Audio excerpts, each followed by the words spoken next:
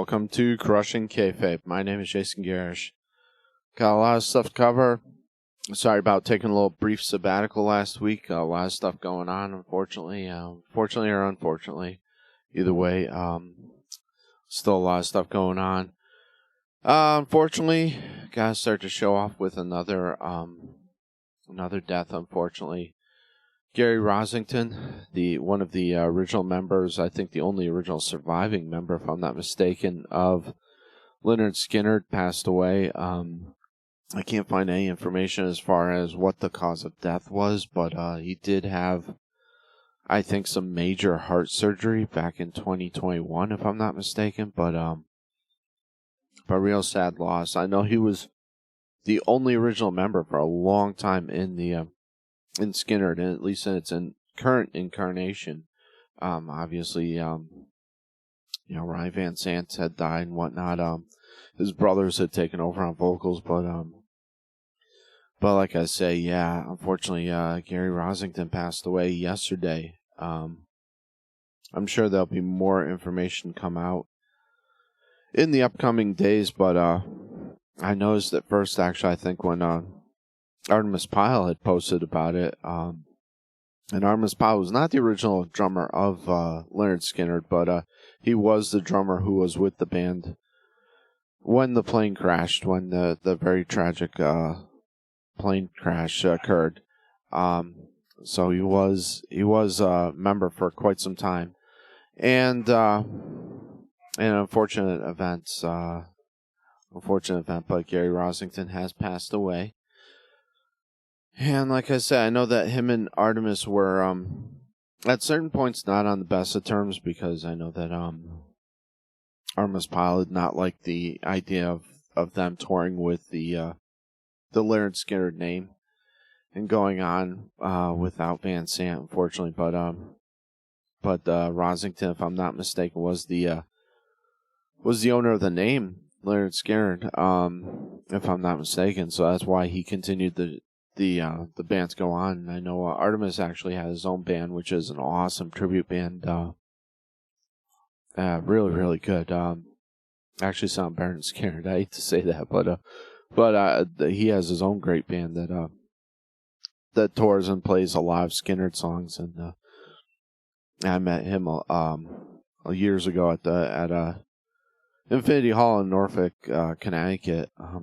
But yeah, it's sad that Rossington has passed away, unfortunately.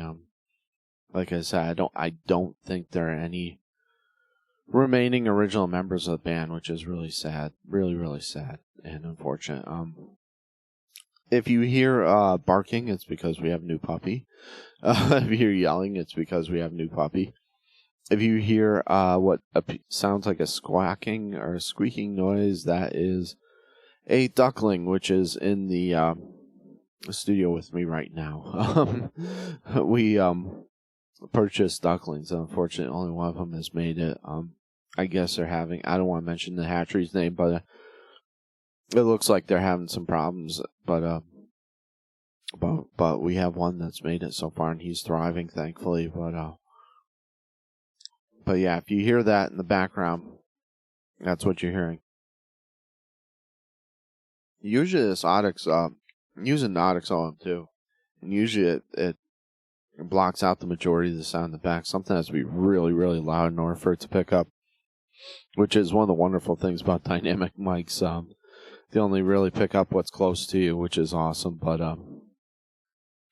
But like I said, if you hear that background noise, you know what it is. Like I said, very sad note, unfortunately, with Rossington passing away. For Raiders fans, Derek Carr has signed with the Saints. That happened today. It looks like he got a pretty decent contract too. I mean, it's kind of a middle finger to the Raiders, it seems like, man, because he initially talked to the Saints, and then he invoked his no trade clause. And then he talked to a few other organizations, and then eventually went to the Saints anyway. I don't know if that was done on purpose that way. I don't know if he did that legitimately to get back to the Raiders organization. But I hope he does it. I hope he does well. I really do. Seems to be a class act guy. I don't know. I mean, everything I've ever seen of him really seems to be a good guy. So yeah. Good luck to him. Good luck to the Saints. I'll still be rooting for the Raiders, but even though they're looking like the mini Patriots now, which I'm not real thrilled about, but it is what it is. I mean, that's the sad thing about being any sports fan. You're gonna go through years of down period, and it seems like Raiders fans like me have gone through a lot of down years. So unfortunately, we have to suffer through that. Looks like AEW had their Revolution pay-per-view on what was that, yesterday? Wow. Lots of stuff going on. Like I said, tremendous amount. Sorry about not having a show last week, but we had Ricky Starks defeating Chris Jericho, as well he should have. Jericho's job at this point should be building up new stars and building people up. Jungle Boy Jack Perry defeating Christian Cage. Refer to Chris Jericho. Christian Cage should be building up people. House of Black defeated the Elite for the World Trios title. You have no idea how happy that makes me. I love the House of Black, and I can't stand the Elite. And they drive me nuts. I'm sorry. Jamie Hayter defeated Ruby Soho and Saraya. Hangman Adam Page defeated Jon Moxley in a Texas death match. From what all accounts that I've heard and seen, which unfortunately I couldn't watch the pay-per-view, but was absolutely a brutal, brutal match. But I'm glad Hangman Page won that. And Wardlow defeated Samoa Joe for the TNT title, which that was a smart move. Put the belt back on him. I don't know why they even ever took it off. Guns retained won the tag team title in a fatal 4-way. MJF beat Bryan Danielson in a 1-hour Iron Man match. This is pretty significant to me because to be able to go an hour with wrestler caliber Bryan Danielson is impressive. And like I said, I haven't seen the pay-per-view, unfortunately. I don't know how well he really did, but that really builds up MJF. I always knew MJF was a capable wrestler. I just he gets a lot of people saying that he's only his mic skills. I don't believe that. He's always been very good in the ring. Is he Daniel Bryan? No, absolutely not. But he can talk better than most people on the mic. So there's that. And you look back at the years. I mean, people like Hulk Hogan. I mean, he couldn't work. A lot of people, were so great on the mic and couldn't work, and we're pretty great champions, So I don't think there's any way to knock MJF because he does have goods to back it up, Is he, like I said, is he the greatest wrestler alive? No, but he can put on compelling matches and he can tell stories without doing insane flippity-doos and stuff. And had a great post pay-per-view scrum. To me, AEW is media scrums are one of the most entertaining things in wrestling, just bar none, absolutely bar none. If you get an opportunity, please watch it. He pokes fun at he pokes fun mainly at CM Punk. He goes out and he rips into the media, and then he goes ahead and eats pickles while he's being interviewed for the media scrum. It's highly entertaining. It's really good. He's walking around in crutches. It's classic MJF, and it was really good.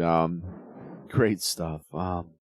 As far as the WWE stuff going, we're churning headwards. Is that a word? Headlong into WrestleMania here. And this Bloodline feud keeps getting better and better and better. Now we've got the introduction of possibly some tension between not only Jey Uso and Roman Reigns, but possibly Jimmy Uso and Roman Reigns too, because he is going to blame his brother on Jay's absence and whatnot, and Jay not coming through. So that adds even more drama, makes everything cool. I think eventually this comes down to Jay versus Roman, but are they going to throw a fast, curveball in there and say that Jimmy was really the one that's going to go up against him? Personally, I'd rather see Jay go up against Roman Reigns eventually. That's where a better story is, I think, and Jay is the better wrestler. And he's more charismatic on mic, so I think that would be the way to go. And it builds on previous tension between Roman Reigns and Jey Uso. But now we've got, like I was mentioning before, the possibility of Sami Zayn teaming up with somebody to take on the Usos. I'm wondering, like I'd speculated before, if that's going to be Jimmy Uso and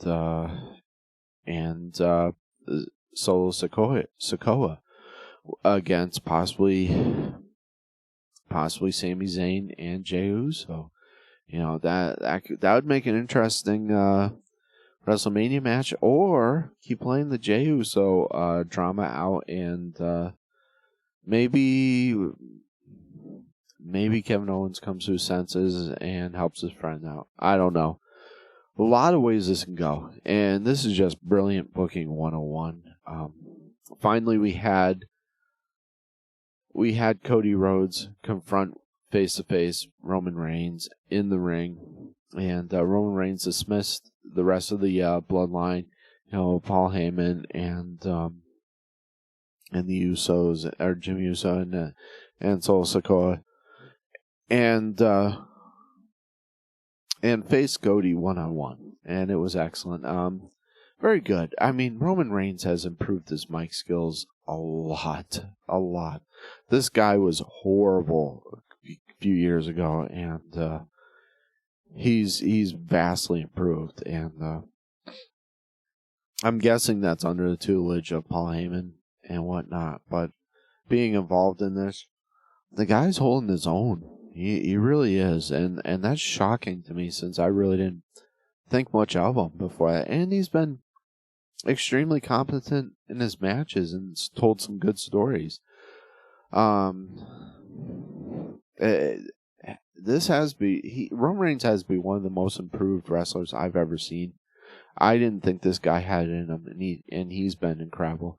And to have him square off in the ring on the mic against Cody Rhodes was pretty epic. I do like the what do you want to talk about that Roman threw out there. I thought that was what do you guys want to talk, whatever, was pretty cool, throwing that in the face of Cody, and kind of the back and forth there, the tit for tat that they had. Really good, and builds this match up to something that's going to be WrestleMania worthy. I'm really looking forward to WrestleMania this year. It's coming up quick, but I'm looking forward to it. I'm kind of gonna be a little let down, depressed after everything is said and done, because how are they gonna top this storyline?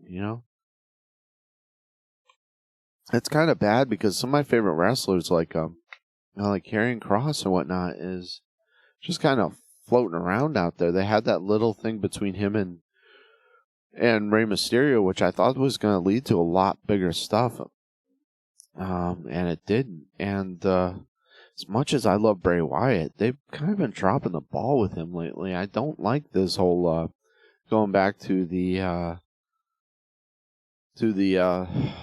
Funhouse and whatnot, and just not feeling this right now. And when he first came on, I was big time into the Bray Wyatt thing, and I still am a huge Bray Wyatt fan, but they've got to pull the trigger on this storyline, start doing something with it, because it's kind of meandering and not really doing anything not liking it. It had a cool build up, and then just man, they just kind of dropped the ball with it after that creatively. So hoping they figure out what to do before WrestleMania, because it kind of looks like he's going to be facing either Bobby Lashley or Brock Lesnar, and I'm not sure if that's really an interesting match either way, but it's gonna happen. So we'll see. I do look forward to the eventual showdown between Rey Mysterio and Dominic. I'm thoroughly enjoying the Dominic heel turn. I think this has been excellent. He's done a great job, and Rhea Ripley really is the MVP of the whole Judgment Day clique, and she really needs to be viewed as such. And I'm looking forward to her match at WrestleMania against Charlotte. I think that's going to be an excellent match. So like I say, there's some really cool things coming on down the line. I think this is going to be one of the better WrestleManias that we've seen in a few years. You know, I hope they don't let us down. It should be good, though. This has been booking 101 with the whole Bloodline thing.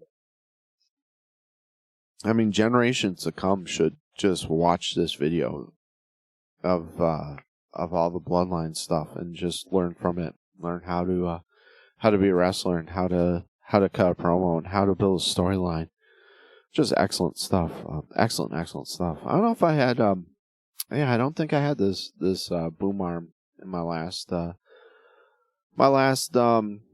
podcast, but I got a new mic arm. Unfortunately, it's looking at it in the camera now, it's a little bit more in the way. It's a little more obtrusive. It takes up a little more room, but it takes up a lot less room in the studio, so I like that aspect of it. But I might have to do some finagling and rearrange this a little bit. Plus, I gotta figure out how to get this adjusted to where I want the mic to be. But other than that, I'm really happy with it. Back to wrestling now. But yeah, I'm really enjoying the bloodline thing. You know, and I'm really hoping though they don't rely too heavily on the whole Dusty Rhodes angle. I know it was interesting hearing Roman Reigns just kind of rattle off all the wrestlers that Dusty has trained, and then kind of mentions that, hey, Cody wasn't one of those wrestlers. So that was a good little jab, and it was, like I say, he's vastly improved on his in-ring work and his mic skills. Just vastly improved, and I'm looking forward to all that stuff. I mean, I know there's a lot to talk about, but we're kind of limited on the time. Unfortunately, we're running the show down right now. Let me just kind of give some shout-outs before we let everything go, though. Shout-out to Then Now Flea Market. Go down there and you can purchase some CDs from me. Purchase some handmade items that my wife made, and just tell them that Crushing Kayfabe sent you. That's Then and Now Flea Market. That's downtown Trenton. Check out Trenton Tabletop and Arcade. They are once again downtown Trenton and right in the square there. And check them out. Tell them that Crushing Kayfabe sent you, and check out Crushing Kayfabe. So check us out on crushingkayfabe.com, crushing with a K. And also check us out on Patreon. You can go onto Patreon and patreon.com and search for Crushing Kayfabe. Once again, Crushing Kayfabe, crushing with a K. And I just purchased a heat press, so we're probably going to have some more merchandise available. I'm going to be able to do mugs and t-shirts and whatnot. I just ran a prototype and ran some t-shirts that came out pretty good, and we'll probably be selling those pretty soon. So you might see those at the flea market pretty soon. I don't know, but I'm pretty excited about that. We're gonna have the ability to make our own merchandise, and that's pretty darn cool. I think I'm having a lot of fun with that. But Other than that, please continue to pray for the Ukraine. Give to valid organizations such as UNICEF, Red Cross, whatnot. Continue to donate to them because those people are continuing to struggle, obviously, during this Russian occupation. So please pray for them and donate to worthy organizations, please, that will help them out. But other than that, like to thank everyone for tuning in, and hey, thank you very much, and God bless.